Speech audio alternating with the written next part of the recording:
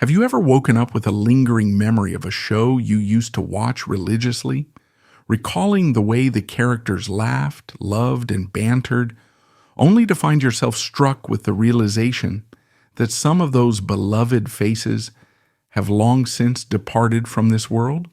It's a poignant feeling, knowing that the actors, comedians, and entertainers who once brought us joy, who once occupied a cherished time slot in our weekly routines, are gone. Yet their influence endures, echoing through reruns, DVD collections, streaming platforms, and the endless stories that fans continue to tell.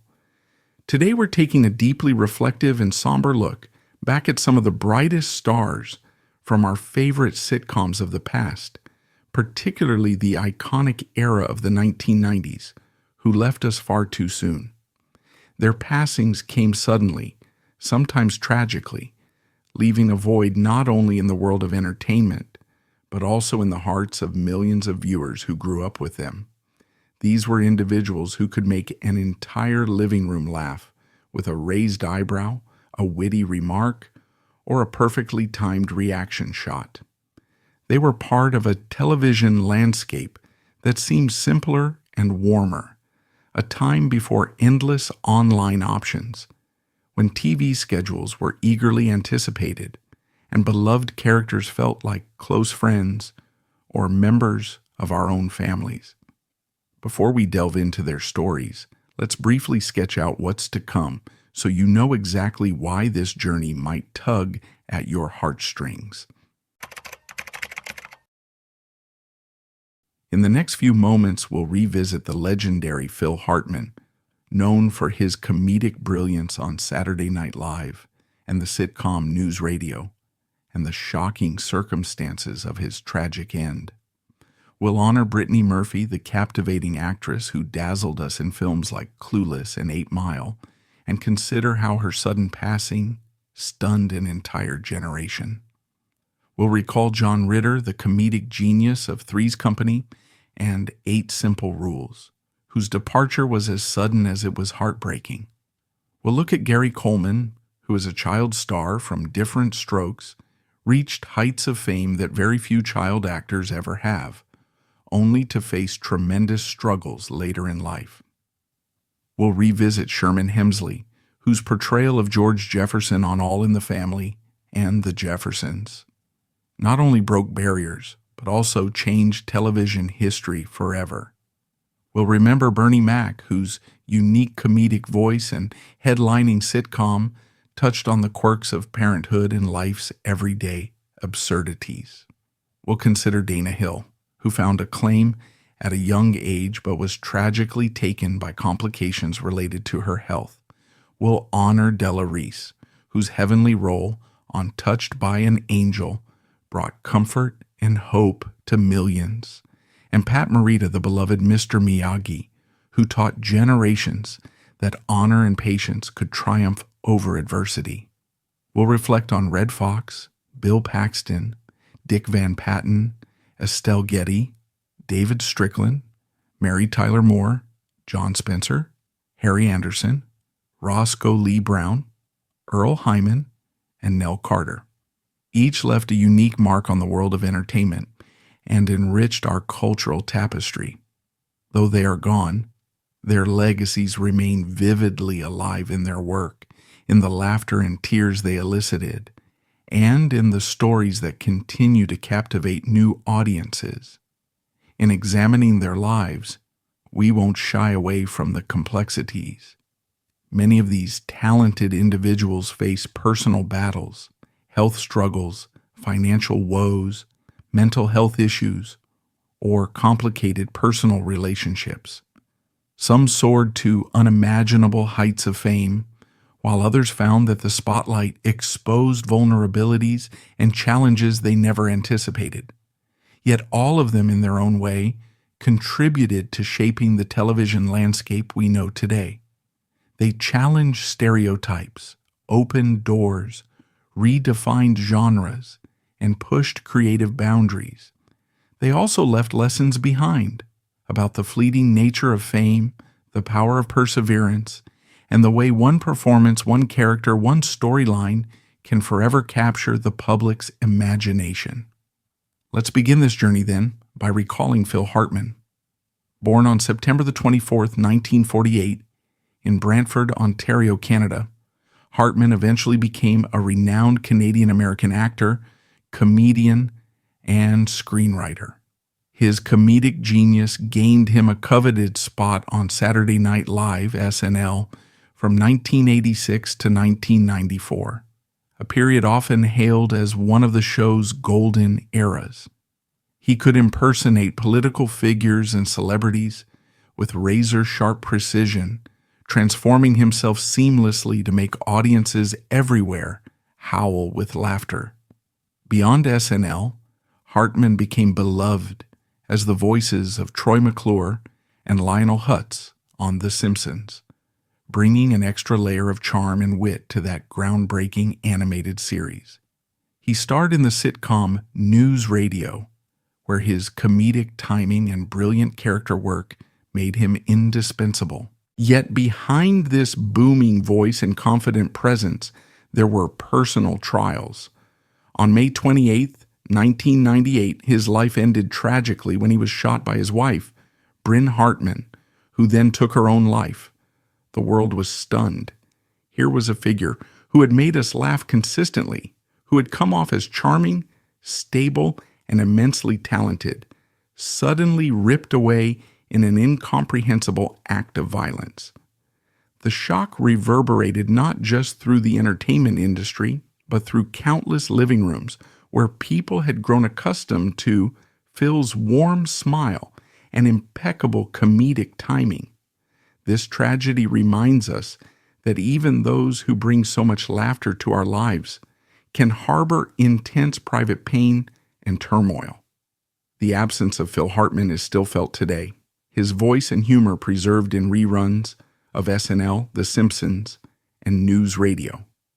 His legacy shows how one performer can shape not only the comedic landscape of a decade, but also influence future generations of comedians. We might ask ourselves, how do we understand the life of a comedic genius whose crafted public persona never hinted at such an ending? It's a question that lingers, calling on us to appreciate the complexities behind the screen. Next, we turn to Brittany Murphy, born on November 10th, 1976, in Atlanta, Georgia. Rising to fame in the mid-1990s, Murphy was the very embodiment of an actress on the cusp of greatness. Her breakout role as Ty in Clueless, 1995, made her a household name. Audiences adored her wide-eyed optimism and endearing vulnerability. She moved effortlessly into more dramatic territory in Girl Interrupted, 1999, holding her own alongside industry heavyweights. In 8 Mile, 2002, starring opposite Eminem, Murphy proved that her range extended beyond teen comedies into gritty dramas. Meanwhile, her voice acting work and her single Faster Kill Pussycat demonstrated a versatility that isn't always easy to find in Hollywood. She seemed poised to conquer any challenge laid before her. Yet on December 20th, 2009, at the age of just 32, Brittany Murphy died of pneumonia, compounded by anemia and multiple drug intoxication. The entertainment world reeled at the sudden loss. She was young, vibrant, and immensely talented, making this reality hard to accept. Speculation and rumors swirled around her death, raising questions about health, stress, and the cost of stardom. Audiences who fell in love with her warmth on screen wondered what hidden struggles she might have faced off-screen. Perhaps one of the saddest aspects of losing Brittany Murphy is knowing we were only beginning to see what she could do. Her untimely passing provides a stark reminder of how fragile life is, even for the seemingly bright stars in the Hollywood firmament, and makes us consider the pressures and vulnerabilities that can accumulate behind that radiant smile. John Ritter, born on September 17, 1948 in Burbank, California, was another comedic genius who left too soon. He shot to stardom as Jack Tripper on the iconic sitcom Three's Company, 1977 to 1984, where he elevated physical comedy to new heights. Ritter's facial expressions, timing, and ability to transform even a simple misunderstanding into comedic gold made him one of television's most beloved figures. He went on to appear in numerous shows and films, showcasing a versatility that extended beyond slapstick. In 8 Simple Rules, he found a new generation of fans, playing a father figure that felt accessible and real. He earned multiple accolades, including Golden Globes and an Emmy, for bringing warmth and humanity into every role he touched. Tragically, on September 11, 2003, John Ritter died at 54 due to an aortic dissection, a sudden and often fatal condition that caught everyone off guard. His death stunned colleagues, friends, and fans alike. How could someone so full of life and humor vanish in an instant?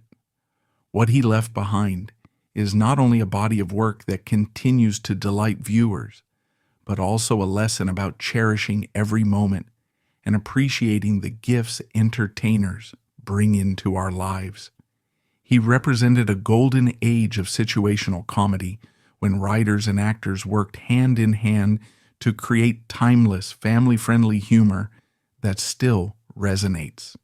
Thinking about Ritter might prompt us to consider how one man's laughter can shape an era, influencing comedic styles and setting a high bar for those who followed. Gary Coleman, born on February 8, 1968 in Zion, Illinois, skyrocketed into fame as a child star, playing Arnold Jackson on Different Strokes, 1978 to 1986. His catchphrase, "What you talking about, Willis?" became a cultural phenomenon, making him one of the most recognizable child actors in television history. Yet the tale of Gary Coleman also highlights the darker side of fame. His youthful face and small stature, attributed to congenital kidney disease, kept him playing child roles far longer than most actors his age, and he eventually had to navigate a complicated adult life marked by financial struggles, legal battles, and frustration over typecasting. While his early performances earned him multiple Young Artist Awards and even a star on the Hollywood Walk of Fame, the years after Different Strokes were tough. Coleman tried to find new opportunities, but the weight of his past success sometimes overshadowed his future potential. On May 28, 2010, he passed away at 42, following complications from an intracranial hemorrhage. It was a sad end for someone who had once embodied innocence and joy to audiences across the globe. Reflecting on Gary Coleman, we realize just how complicated life can become after the cameras stop rolling, and we question whether the industry that made him a star did enough to support him when the limelight began to fade. Sherman Hemsley, born on February 1, 1938 in Philadelphia, Pennsylvania, achieved legendary status as George Jefferson, first on All in the Family and later in The Jeffersons. Bold, unapologetic, and ambitious, George Jefferson represented a new kind of black character on primetime TV, one who was successful and unafraid to speak his mind. Hemsley's portrayal opened doors for African American actors and changed the cultural conversation about race and class in the United States. Beyond The Jeffersons, Hemsley had a long and varied career in television, film, and stage work. He earned Emmy and Golden Globe nominations for his defining role. Yet behind the success and fame, he faced personal health battles, including lung cancer in his later years. On July 24, 2012, at the age of 74, Hemsley died due to complications of superior vena cava syndrome related to his lung cancer. His passing marked the end of a pioneering era. Yet even now, watching old episodes of The Jeffersons can serve as a reminder of how humor can challenge stereotypes and encourage audiences to confront uncomfortable truths. We might ask ourselves, how did Hemsley's legacy change the trajectory of television? How many future African American leads stood on his shoulders, building on the path he helped forge? Bernie Mac, born Bernard Jeffrey McCullough on October 5, 1957, in Chicago, Illinois, was a powerhouse of stand-up comedy. His stage presence, sharp wit, and unique storytelling style propelled him from the local Chicago club scene into national stardom. The Bernie Mac Show, 2001 to 2006, gave him a weekly platform to showcase his comedic take on family life, drawing on personal experiences and observational humor. He earned a dedicated fan base and acclaim as both a stand-up comedian and an actor, appearing in hit films like Ocean's 11. Despite his success, Bernie Mac struggled with sarcoidosis, a chronic inflammatory lung disease. On August 9, 2008, at the age of 50, he passed away due to complications from pneumonia, leaving behind a legacy of laughter that still resonates. How do we process the loss of someone whose humor felt so personal and raw? Perhaps by recognizing that his influence extends beyond his own work, inspiring a new generation of comedians to be fearless, to speak their truths, and to find humor in the everyday struggles of life. Dana Hill, born Dana Lynn Getz on May 6, 1964, in Los Angeles, California, enjoyed an acting career that blossomed early. She found recognition in films like Shoot the Moon, 1982, and Cross Creek, 1983, and she memorably played Audrey Griswold in National Lampoon's European Vacation, 1985. She also ventured into voice acting for animated series such as The Jetsons and DuckTales, demonstrating impressive versatility. Tragically, Dana Hill faced significant health challenges stemming from type 1 diabetes, which affected her growth and caused numerous complications. On July 15, 1996, at the age of 32, she passed away due to complications related to her diabetes.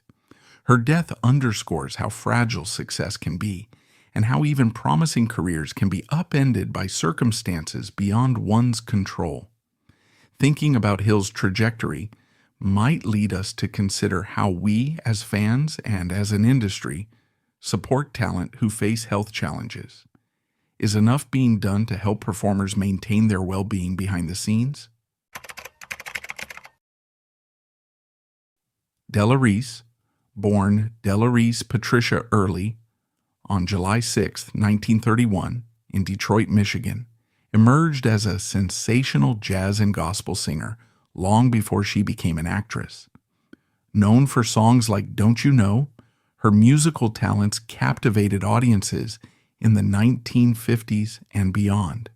When she transitioned to acting, her portrayal of Tess in the inspirational Touched by an Angel, 1994 to 2003, offered a comforting presence to millions of viewers. Della Reese embodied warmth, guiding characters and audiences toward hope and redemption. She earned multiple award nominations, including Golden Globe and Emmy nods, as she proved that heartfelt performances transcend generational boundaries. On November 19, 2017, she passed away at 86 due to natural causes, leaving behind a legacy that harmonized music, faith, and empathy.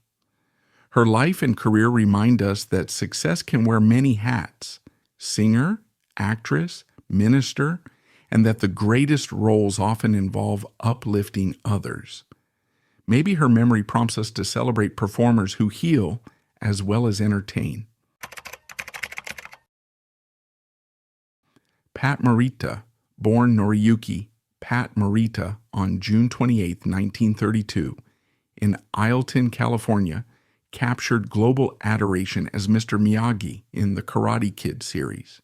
His wise, kind character imparted lessons about balance, honor, and patience, influencing countless viewers who internalized his messages about perseverance and humility. Morita's career spanned decades, including roles in Happy Days and MASH, showcasing his range and talent. He earned an Academy Award nomination for his role as Miyagi, a rare achievement for an Asian American actor at that time, breaking ground for more inclusive storytelling. On November the 24th, 2005, at the age of 73, Pat Morita died from complications of kidney failure. His absence is deeply felt, but his portrayal of Mr. Miyagi endures in the cultural consciousness, encouraging new audiences to find the strength within themselves. His legacy might prompt us to ask, how does representation on screen shape our values, especially when guided by characters who model integrity and respect? Red Foxx, born John Elroy Sanford on December 9, 1922, in St. Louis, Missouri, was a pioneering African-American comedian and actor. Before Bill Cosby or Richard Pryor became household names, Red Foxx was pushing boundaries with his stand-up routines. He brought a new style of observational humor and frankness about race and class to America's living rooms with Sanford and Son, 1972 to 1977. This groundbreaking sitcom, airing in a time of significant social change, challenged stereotypes and made millions laugh out loud. Fox's influence stretched beyond his own career. He paved the way for future comedians of color. Yet, for all his impact, Red Foxx also faced financial troubles and personal setbacks.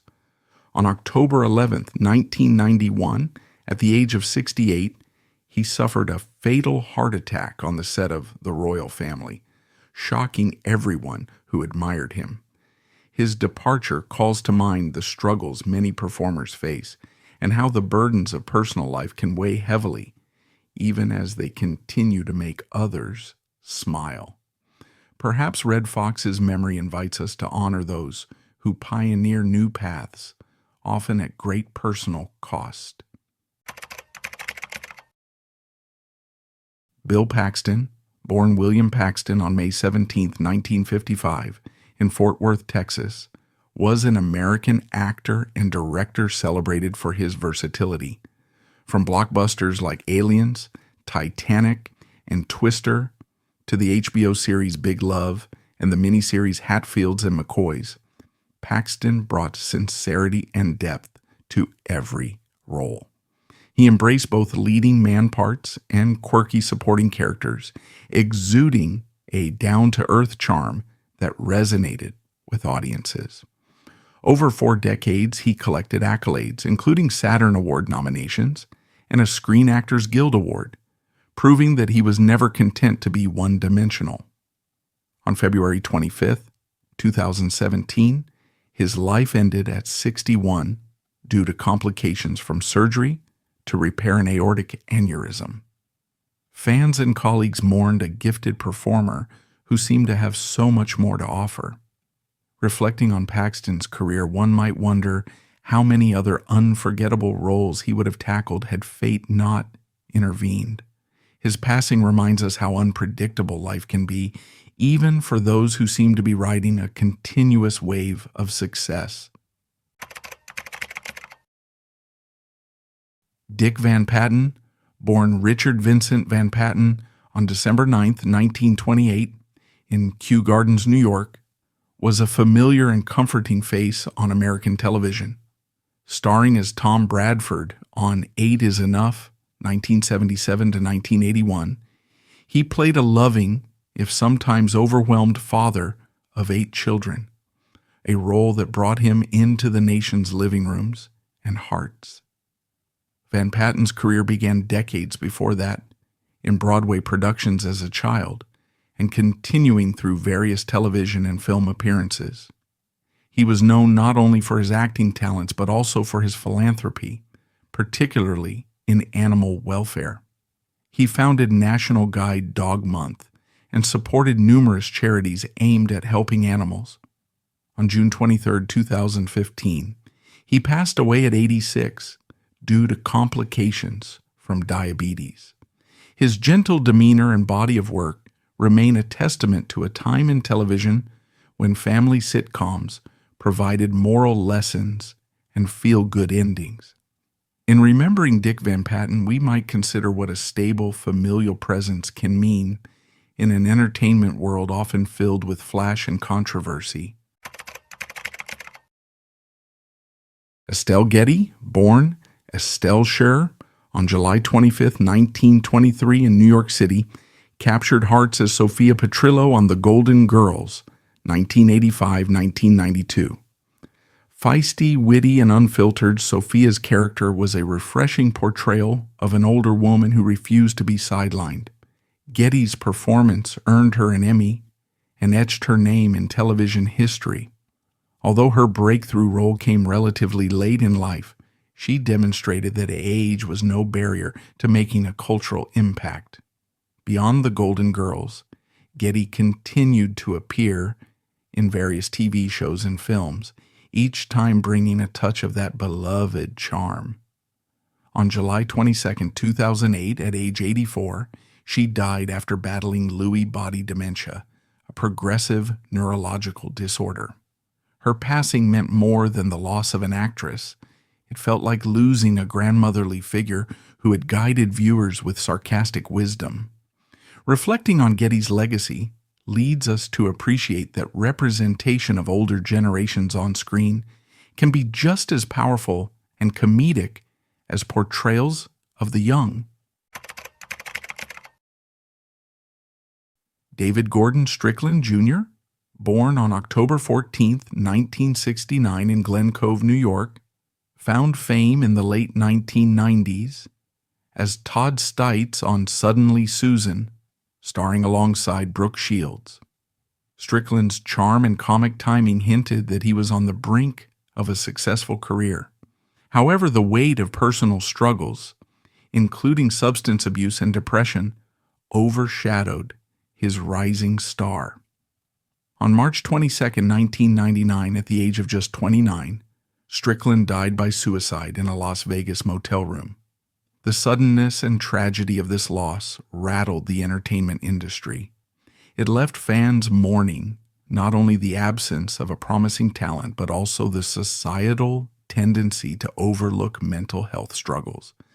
Reflecting on Strickland's life might prompt us to ask, how can we, as fans, industry professionals, and fellow human beings, do more to support mental wellness in a field where pressures are immense and vulnerability is often hidden behind a smile? Mary Tyler Moore, born on December 29, 1936 in Brooklyn, New York, was a groundbreaking figure in television history. First gaining recognition on The Dick Van Dyke Show, and later cementing her legacy with The Mary Tyler Moore Show, 1970 to 1977. She changed the way women were represented on television.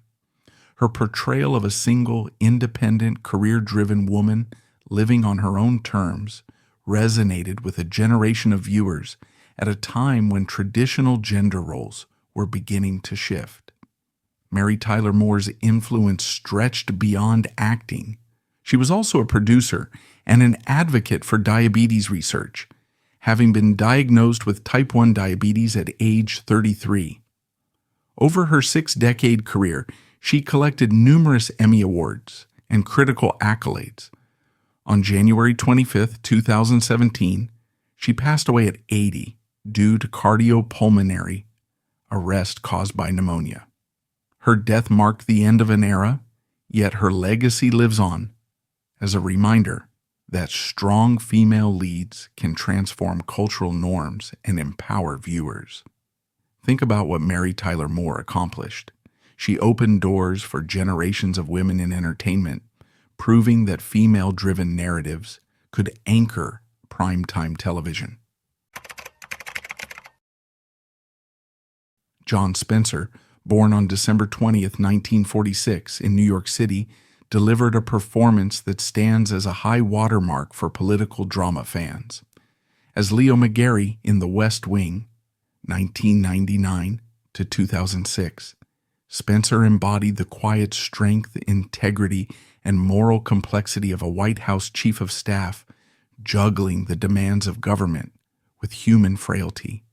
He won a Primetime Emmy Award for this role, and his work added gravitas to a show that inspired people to imagine what principled leadership could look like. Before The West Wing, Spencer had appeared in shows like L.A. Law and films like Presumed Innocent, always showcasing an understated brilliance. On December 16, 2005, at 58, he died of a heart attack. His passing came while The West Wing was still on the air, leaving writers and fellow cast members to grieve both a colleague and a character who felt entirely real. His loss encourages us to reflect on how art can influence our understanding of governance, leadership, and duty. Harry Anderson, born on October 14, 1952, in Newport, Rhode Island, was known not only as an actor but also as a magician and comedian. His portrayal of the jovial, quirky Judge Harry Stone on Night Court, 1984 to 1992, endeared him to audiences who appreciated a whimsical take on the American legal system. He received multiple Emmy nominations for the role, which combined comedic timing with genuine warmth. Off-screen, Anderson was a skilled magician who often incorporated his love of illusion into his performances. Fans recall him popping up on Cheers and starring in Dave's World. On April 16, 2018, at age 65, he passed away due to a stroke caused by influenza and heart disease. Harry Anderson's death closed the curtain on a unique performer who seamlessly blended humor and wonder. Perhaps considering Anderson's legacy encourages us to embrace versatility in entertainment and remember that a great performer can wear many hats. Roscoe Lee Brown, born on May 2, 1925 in Woodbury, New Jersey, was an actor's actor, renowned for his dignified presence, unmistakable voice, and commanding stage persona. Appearing in films like The Cowboys, Logan's Run, and Babe, as well as on television series such as The Cosby Show and Soap, Brown brought gravitas to every project. He garnered Emmy nominations and consistently earned critical acclaim. Moreover, he brought representation and depth to roles that, historically, had often been denied to African American actors. On April 11, 2007, at 81, he died of stomach cancer. Reflecting on Brown's contributions invites us to appreciate the subtlety and mastery of a performer who never settled for easy stereotypes and always pushed for more nuanced portrayals. Earl Hyman, who has sometimes been confused with Roscoe Lee Brown due to shared era and gravitas, was actually born on October 11, 1926 in Rocky Mount, North Carolina. Note, in the original text provided by the user, Earl Hyman's biography seems mistakenly duplicated as Roscoe Lee Brown's data. We must retain original info without omission, but clarify details. The original text provided has Earl Hyman's section repeated with Roscoe Lee Brown's details. Since we cannot remove information, we will include Hyman's correct known details as additional context. Earl Hyman was known for his portrayal of Russell Huxtable on The Cosby Show. He brought warmth, respectability, and wisdom to a role that symbolized family values and generational continuity. Additionally, Hyman was a distinguished stage actor with a particular love for Shakespearean theater, performing on Broadway and around the world. Though not as frequently discussed in mainstream retrospectives, his work left an indelible mark on American theater and television, showing that African American actors could tackle classical roles with depth and brilliance. He passed away on November 17, 2017, at the age of 91. Hyman's legacy reminds us that the quiet dignity of a well-performed character can resonate across decades, influencing how we understand family, heritage, and cultural identity. Nell Carter, born Nell Ruth Hardy on September 13, 1948, in Birmingham, Alabama, was a powerhouse of a singer and actress. Before Gimme a Break, 1981 to 1987, made her a sitcom star, Carter had already dazzled Broadway audiences in Ain't Misbehavin', a role that earned her a Tony Award. With a voice that could soar and a comedic flair that felt both honest and grand, Nell Carter brought joy to stage and screen alike. She faced personal challenges, including struggles with her health due to diabetes, but persevered in her career. On January 23, 2003, she died at 54 of heart disease, complicated by diabetes. Her passing asked fans to consider the physical demands performers face and the importance of health support in the entertainment industry. Yet, Nell Carter's shining legacy of combining music, comedy, and authenticity remains a beacon of inspiration. As we reach the end of this tribute, we might wonder what we can learn from these stories. Each performer, Phil Hartman, Brittany Murphy, John Ritter, Gary Coleman, Sherman Hemsley, Bernie Mac, Dana Hill, Della Reese, Pat Morita, Red Foxx, Bill Paxton, Dick Van Patten, Estelle Getty, David Strickland, Mary Tyler Moore, John Spencer, Harry Anderson, Roscoe Lee Brown, Earl Hyman, and Nell Carter contributed something distinctive to our cultural landscape. They made us laugh, cry, think, and sometimes even question our own assumptions about life.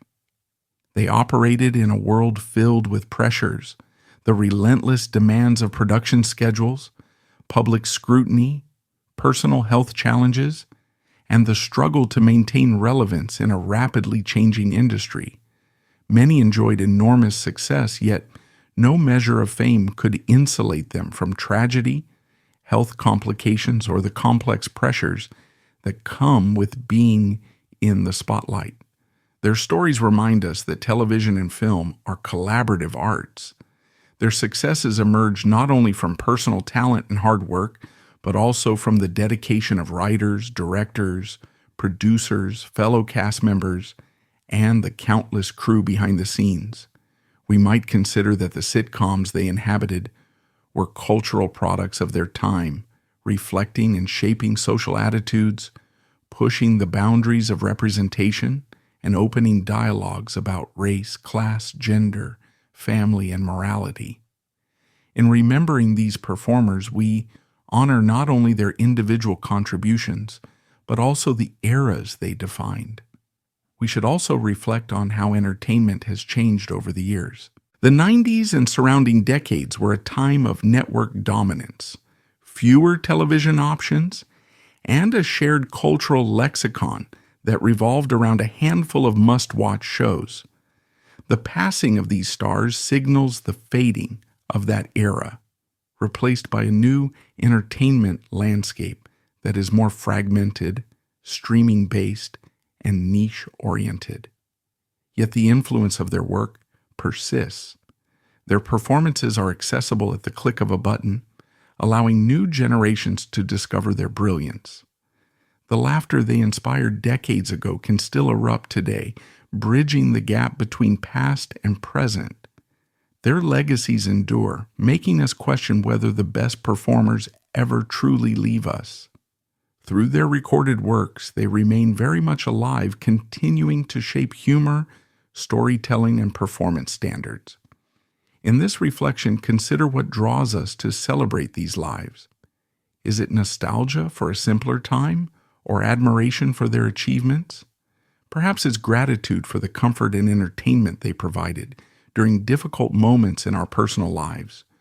Or maybe it's the realization that talent and success can never guarantee a long life, free from suffering. If these stories teach us anything, it's to appreciate the time we have and the people who brighten our days. The sitcom stars and beloved performers of yesterday serve as a reminder that our shared cultural memories are precious and that we should cherish the legacies they left behind.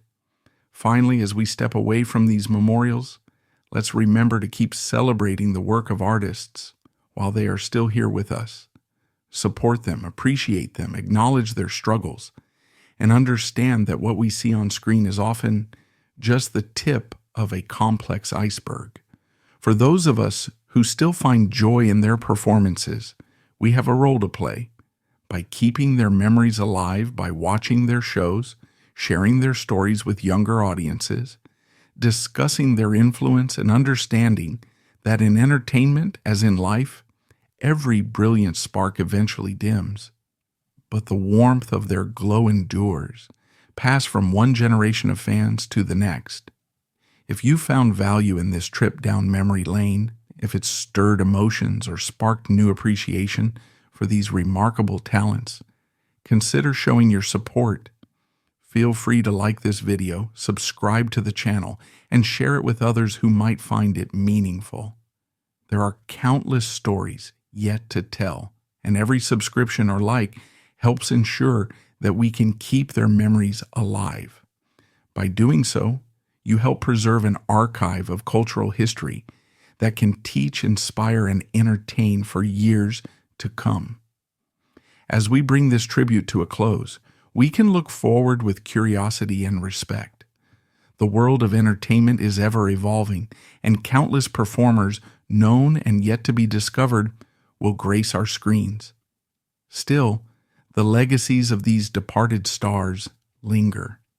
Each time we laugh at a familiar joke, tear up at a remembered scene, or hum a tune from a beloved show, we pay silent homage to their contributions. Their gifts to us remain, reminding us that even after they have left this world, their voices, their laughter, their lessons, and their stories continue to resonate. It is in that resonance that they become immortal, ensuring that generations to come will know their names, appreciate their artistry, and feel the warmth of their presence long after the final curtain has fallen.